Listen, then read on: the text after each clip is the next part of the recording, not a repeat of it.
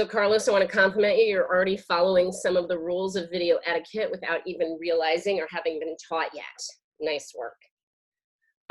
So our learning target today is that I can participate in a video conference in a manner befitting a scholar. So I modified these a little bit. These are some rules of etiquette I found online that professionals promote, you know, because this platform is used a lot in business, right? A lot of like offices are using this even without the coronavirus, just to be able to talk to each other. So if you're not talking, you should be on mute because there might be background noise in your space, right? Like right now, I hope you guys can't hear, my daughter's class was pretty loud in the next room, but I'm speaking, so I'm not muted. Try and be on time. I know I was a little bit late sending the thing out, so that's on me, but you guys were prompt. And I also sent an email. This is going to be the same room for the rest of the week, and I'll try and keep that up and have it be the same room every day for at least a week. I think they let me do 7 days. Again, we're still working out how to use the technology, so thank you for bearing with all of your teachers. Try and make sure the technology is working correctly. I had that trouble this morning. I got up and my computer wasn't being wonky and it wasn't getting me in the right Zoom account. Try and wear school appropriate clothing, right? Now we're a casual school, so I'm wearing my South Brooklyn t-shirt today. This is my 3rd in a row South Brooklyn t-shirt I'm wearing. I'm gonna keep wearing South Brooklyn t-shirts until I run out and have to do laundry. And we're a casual school, but it means that, you know, I should see regular clothes on. No walking into class without a shirt or in your, you know, tiny little pajamas or something. You should try and have the camera on your whole face so we can see your face. I've been seeing a lot of people on Zoom like this or like this. And that, you know, that like just a little bit of my face in the image, it's like you're hiding, it's like you're not really there, and it can be really hard to have a conversation. So especially when the work is to have a conversation, you want to make sure your face is like in the camera.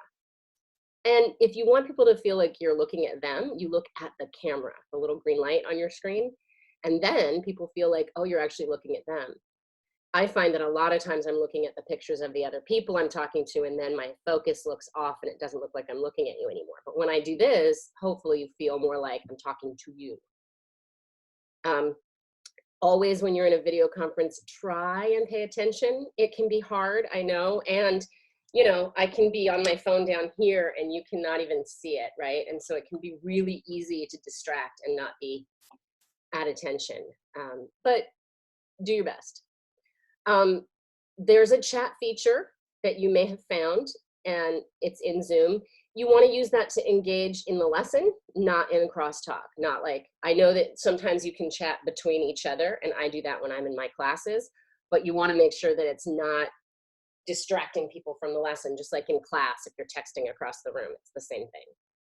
And then use the share screen to display learning and not distract from learning. I heard some stories about some inappropriate things being written on Zoom screens yesterday, and while I get it, it's fun, it's a new thing we're playing with. We are here to learn and we don't want to waste time. I do see that Sarah and somebody else is here who is iPhone. I'm not sure who that is. I'd love it if you let me know who you are so I can give you attendance. I'll come off the screen in a second. I'm gonna keep going. This, I don't know if anybody saw this one. You guys see this video? Cracked me up. Will probably make Niley laugh. No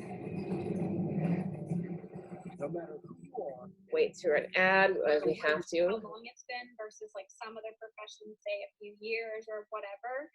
I think it really depends on just like the ethical standards of the profession. And in reality, I've heard that social work kind of has very high, I literally just seen this. Did you?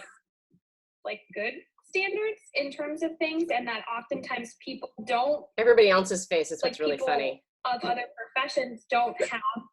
Yeah. Hold on. What happened? I saw That's all that we're watching? Oh my God. Poor Jennifer. So, you know, we want to be mindful of that, right? Like, You can use the mute button and the stop video if you need to do something private and personal, you know, and it's fine, nobody will know.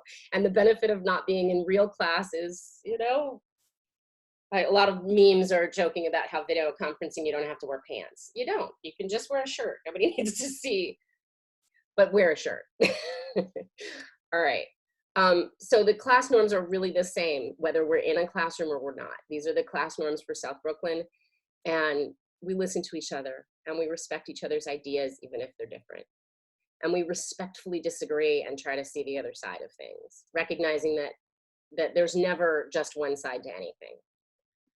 We let others explain their ideas without interrupting. We demonstrate social awareness. We know when to step up and when to step back. We show our listening with our body language. So when I'm looking at the screen and paying attention, I'm showing that I'm listening. We use academic language that's appropriate, so we try not to curse. We use technology when it's appropriate, and this is all technology, but we're having to be mindful of how we use it. And we're aware of how our actions impact our community, right? So if we're using the chat feature to distract a classmate, they might not be able to pay attention. All right, so I am thrilled that there are some consequences in Zoom that I can do that I couldn't do in my regular classroom. So I don't anticipate this here, but if I did find people not following the Zoom classroom norms, I would first mute you and chat you a warning where I can write you a little message on the side and tell you what's up. If that behavior persists, I would remove you from the room and you wouldn't be able to get back in that class period. If you do ever have that happen to you and you feel like you've been unfairly removed from a Zoom class in session, just email me or text me and I'll call you after the class so we can discuss it. And then again, this lesson right now is being recorded and I'm gonna post it into Schoology. So all the lessons that I do will be short like this and then will also be posted in Schoology. So unmute everybody. Number one, I wanna know who student is, and number two, any questions? Do we have to use on Saturday and Sundays? Absolutely not. Those are your free days. Those are your free days. I was about to say, because I checked the schedule, you know, when you send us the Zoom link, it says even on Saturday and Sunday. So. Oh, well, that's because it doesn't know. Don't worry. You just have to show up on Zoom. Don't worry. All right, student is done.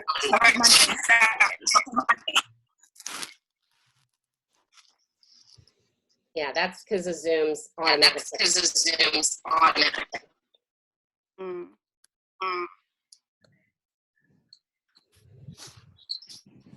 Any other questions? Any other questions? I'll show you where so I want